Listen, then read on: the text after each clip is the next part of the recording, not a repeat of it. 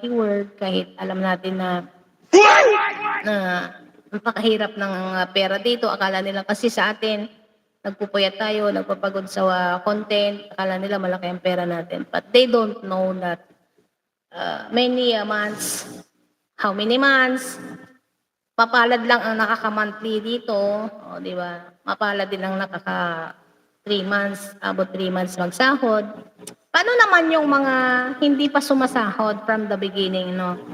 So, kahit ganun ang senaryo natin dito sa live streaming, sa YouTube natin, pero andito pa rin tayo, lumalaban. Anong naibibigay? Ano naibibigay ba sa atin? Kahit ganun kahirap ang labanan. Minsan emotional tayo, minsan super busy natin, minsan halos ayaw mong gumalaw dahil pagod ka, lalo-lalo na katulad natin na nanay na sobrang busy, may work pa, lalo-lalo na mga working mother, di ba? Trabaho bahay, tapos gawaing bahay pa rin. So, bakit kailangan natin magpuyat? Support, ikot-ikot. Ano bang mahihinata natin? Anong nagibibigay sa atin ito? Simple lang, sagutin ko na din. Tinatanong kita, babe, sumagot ka. Sabi ko, ikaw bilang isang live streamer at isang vlogger, no, bakit ka nagtitiis sa ganitong sitwasyon, sa ganitong scenario? Kasi naman ako kahit na mahirap. Masaya kasi marami tayong nagiging kaibigan at merong mga taong yung hinahangaan ka kahit ganito tayo. Diba, may mga tao pa rin nagtitiwala.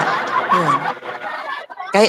Kahit sabihin mong iwanan ko na kaya ito kasi nakakapagod na, nakaka-stress na. Pero hindi eh. Hinahanap-hanap mo pa rin kasi ano na ito eh, kumbaga sa luxury, ito na yung kadugtog mo na rin to. Luxury, sayang kayamanan mo na. Kayamanan ko na eh. Hanggang sa pagtanda ko, hanggang sa mayroon ako makakikilala ng mga taong nagmamahal sa atin, di ba? Na nagsasabing, I love you. I love you too. I love you too. So, masaya. Yeah. Sa akin naman, dito ko nakilala. Kaya hindi ako bumibitaw bilang YouTuber, no? Dito kasi bilang vlogger. Although maliit lang tayong vlogger, hindi naman tayo sikat, no? Kaya lang, dito ko nakilala yung aking sarili. Kaya pilit kong Bakit? Ano ka ba dati? Oo. Pilit kong intindihin ang bawat situation ng bawat isa, no? Pilit kong inuunawa, yung lalo-lalo na pag yung may basher na pumapasok, mayroon namang nagko-compliment sa atin, merong hindi.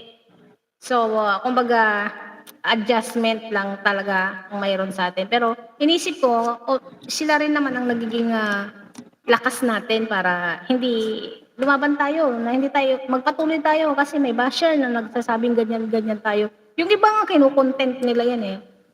That's a content. Every bash, content, ganon. O diba, nakatulong sila. Malaking tulong sila kasi tumitibay tayo at sila yung nagpapalakas ng loob natin na hindi tayo ma-down. Malaking tulong sila. Kaya unawain natin sila kasi in the end naman, hindi naman tayo yung masyadong naging pangit, no? Pangit, naging mabuti pa nga tayong kapwa sa kanya.